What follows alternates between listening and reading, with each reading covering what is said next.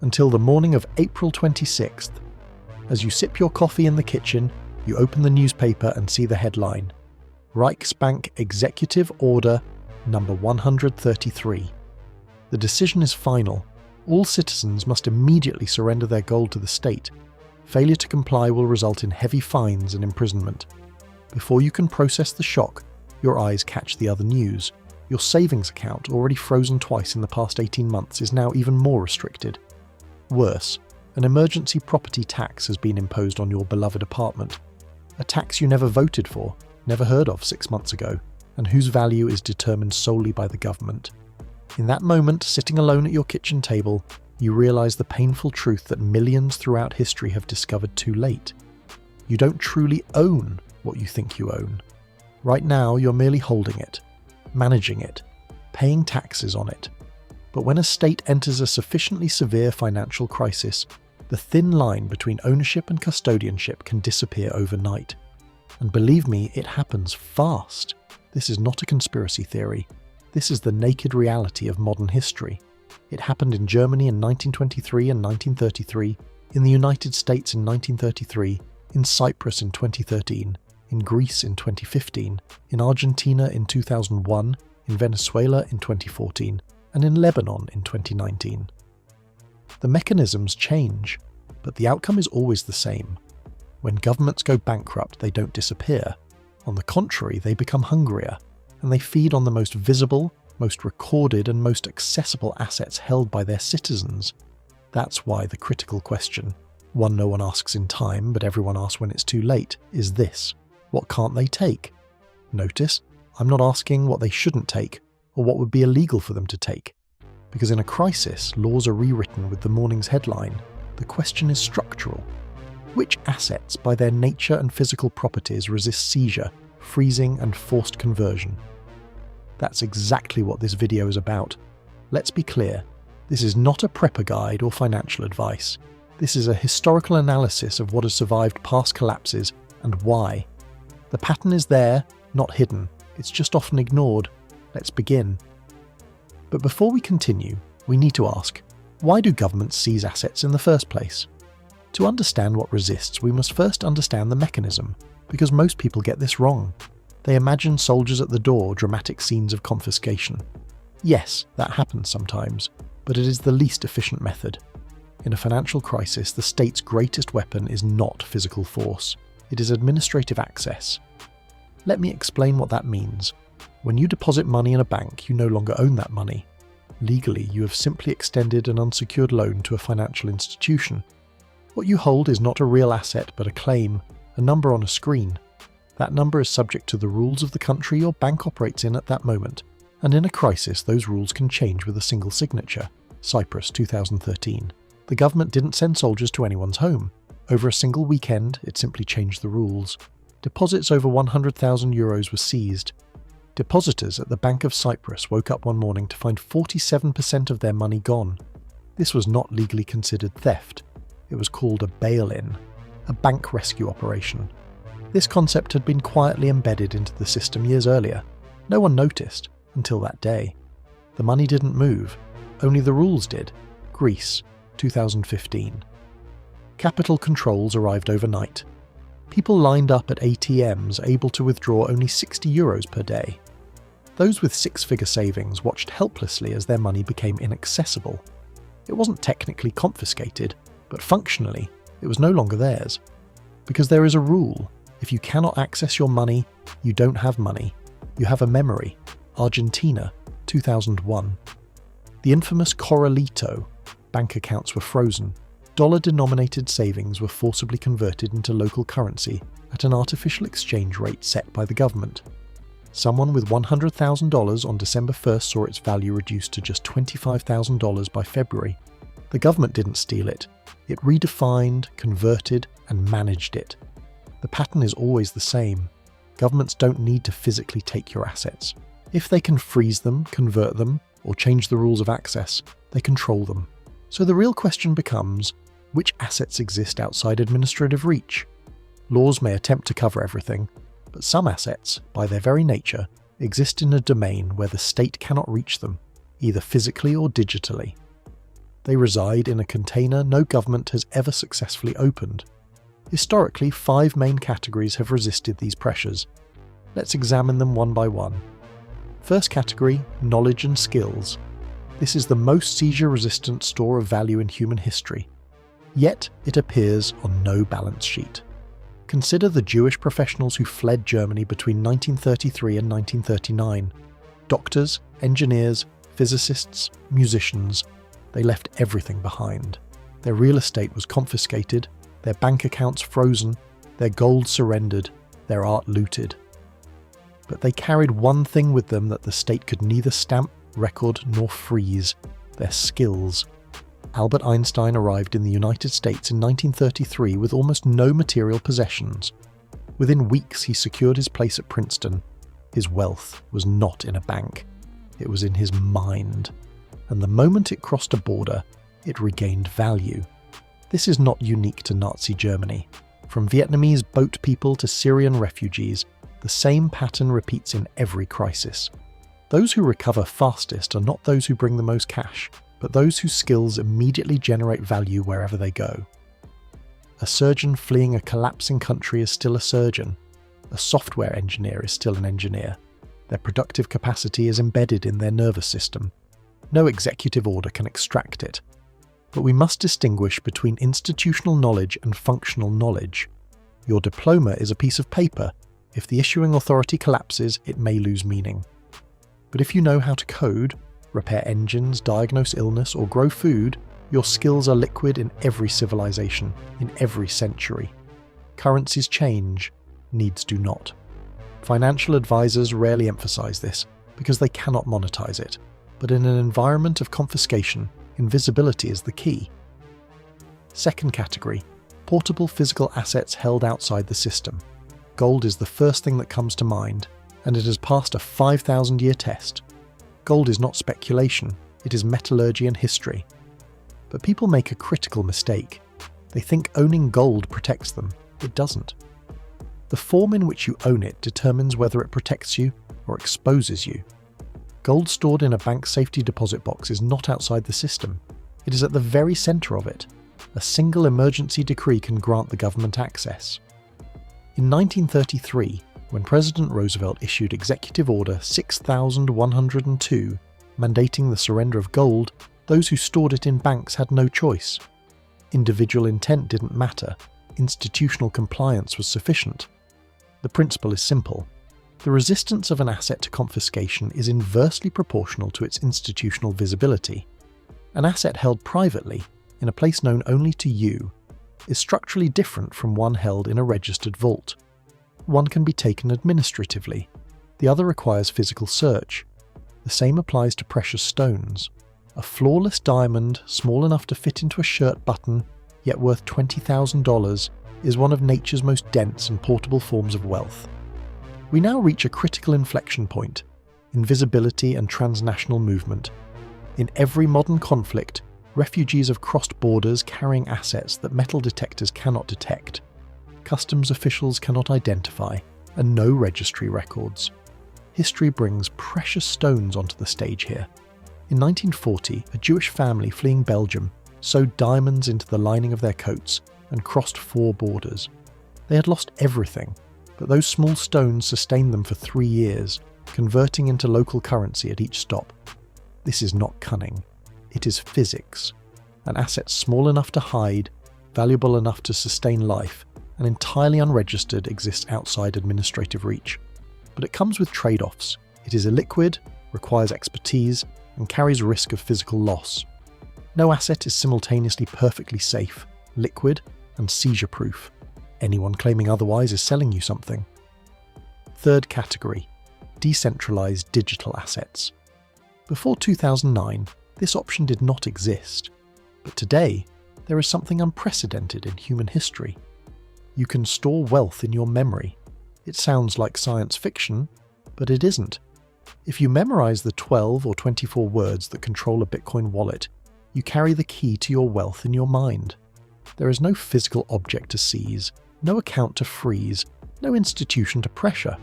A person can cross any border with nothing in their pockets and access millions using only those words. This is not theoretical. It has happened. From individuals bypassing capital controls in China to Afghan citizens accessing funds the Taliban could not seize in 2021. Of course, there are trade-offs, volatility, and technical risk. An asset that can lose 70% of its value in a year may not protect you, even if it cannot be confiscated. And if you forget those words, there is no customer service. The same architecture that prevents state seizure also removes your margin for error.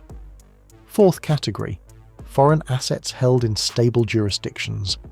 This is a secret the wealthy have understood for centuries, but the middle class often learns too late. A government's power ends at its borders.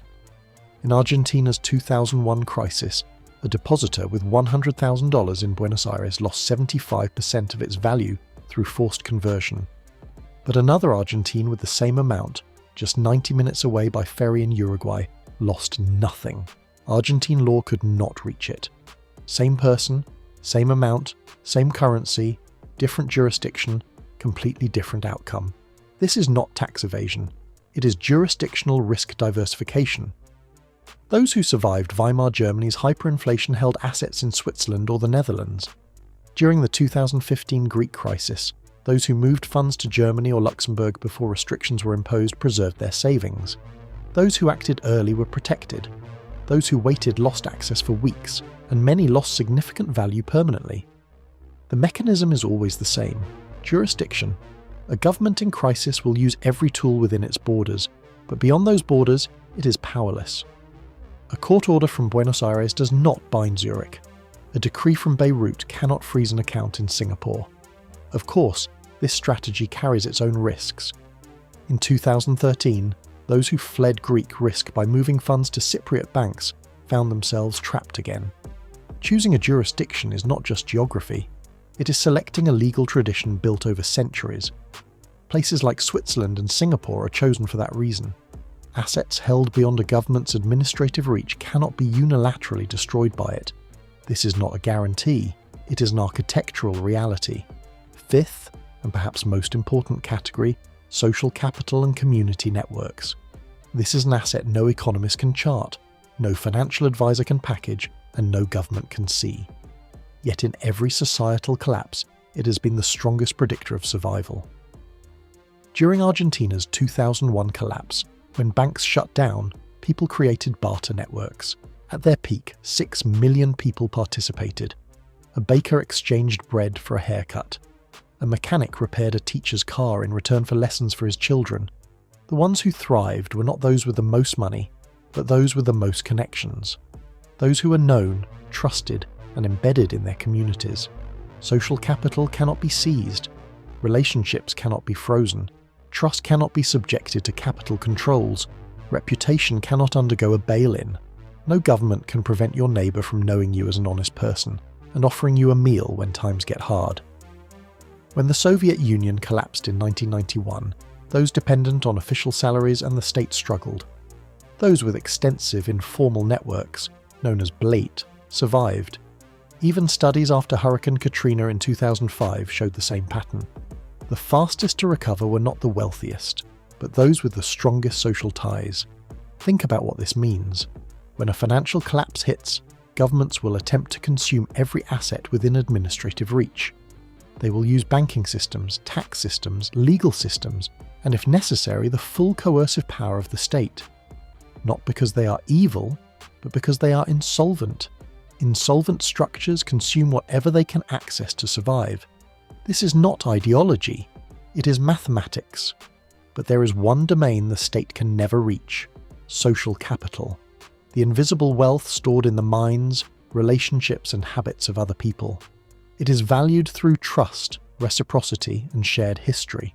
It cannot be digitized, reported, frozen, or seized. It is the ultimate off-balance sheet asset. The uncomfortable part is this. Modern life, especially in Western economies, has been systematically eroding this capital for decades. As documented by Robert Putnam in Bowling Alone, neighbourhood interaction, civic participation, and social ties have declined dramatically since the 1960s. As of 2024, the average person has fewer close friends and weaker community bonds than at any point in history. This is not a coincidence. It is a trap. The societies most likely to experience financial crises are also the most socially isolated and financially exposed. They store their wealth in the most accessible places for the state and possess the least social capital to fall back on. Now step back and look at these 5 categories again: knowledge and skills, unregistered physical assets, decentralized digital assets, foreign jurisdictions, and social capital. They all share one defining trait: they exist outside the administrative graph.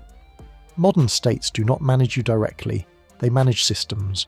Banks, land registries, employment systems. These are the nodes that map every citizen's financial life. When a government is cornered financially, it doesn't need to know where you are. It only needs to know where your assets are on that map. If your wealth is in a bank, it is visible. If your property is registered, it is visible. If your income comes from an employer, it is visible. Confiscation is not just a political decision, it is a function of visibility plus administrative access. If the state can see it but not reach it, that is a foreign jurisdiction. If it can reach it but not see it, that is private physical possession. If it can neither see nor reach it, that is knowledge, skills, and social capital. History shows, without exception, when a government enters crisis, it collects what is inside the graph and fails to reach what lies outside. This is not a choice. It is an institutional survival instinct. The drive to survive overrides all principles. It always has, and it always will. In 1933, when Roosevelt, one of the most popular presidents in American history, signed the order to collect gold, reserves were depleted. Good intentions never override mathematics. After all these examples, 1920s, 30s, 2001, 2013, 2019, a skeptic might ask, why does this matter now? Are we facing similar conditions? Let's set aside predictions and look at raw numbers. As of early 2025, US federal debt has exceeded $36 trillion. Annual deficits are approaching $2 trillion. Interest payments have surpassed $1 trillion annually, exceeding the defense budget for the first time in US history. The projections are clear. Even without a recession or war, the debt-to-GDP ratio will exceed 150%. History whispers a consistent truth. No major democracy has sustained a debt burden above 150% without default, inflation, or confiscation. There are no exceptions. How does Japan sustain a 260% debt ratio? Simple. Through a quiet, decades-long transfer of wealth from savers to the state via near-zero or negative interest rates. In Europe, countries like Italy and France are approaching similar cliffs. These are not signs of stability, but of a system requiring increasing intervention just to maintain the appearance of normality. Mathematics is constrained. When state revenue no longer covers interest payments, only 3 options remain. 1. Default, political suicide. 2. Inflation, a hidden tax on anyone holding money. 3. Direct confiscation, wealth taxes, bail-ins, forced conversion of retirement accounts and capital controls. All target assets within the administrative graph. Now, return to Hans, the doctor in Berlin. Hans lost his gold. He lost his savings through currency collapse. He lost his property to emergency taxation. But if Hans speaks foreign languages, has cross-border connections, maintains top-level surgical skills, and is trusted by his community, then Hans has options. In a crisis, the only true wealth is optionality. Mind, body, foreign jurisdiction, decentralized networks, and community. Those who escape confiscation are those positioned in domains the state cannot administratively control. Those who preserve both their wealth and dignity are not those who have the most, but those who have the most in the right places. Remember, every generation believes it is exempt from history's harsher cycles. Most people confuse convenience with security. Yet the easiest asset to manage is also the easiest to seize, because convenience requires institutional infrastructure, and infrastructure is controlled by the state. The question is not, would your government do this? The question is, would the math require it? When it does, history tells us exactly what happens. The architecture is already being built. Digital surveillance systems, CBDCs, and capital controls are openly discussed in white papers. This channel does not predict the future, it studies the past. Because the past has already told us everything we need to know. If you've made it this far, You are part of the minority that chooses to understand the machine rather than be processed by it. For more analyses you won't hear on mainstream financial channels, subscribe and turn on notifications. We will continue examining the fault lines before they rupture. Because those who understand systems early do not panic, they position themselves. And it begins with knowing what almost no one else knows.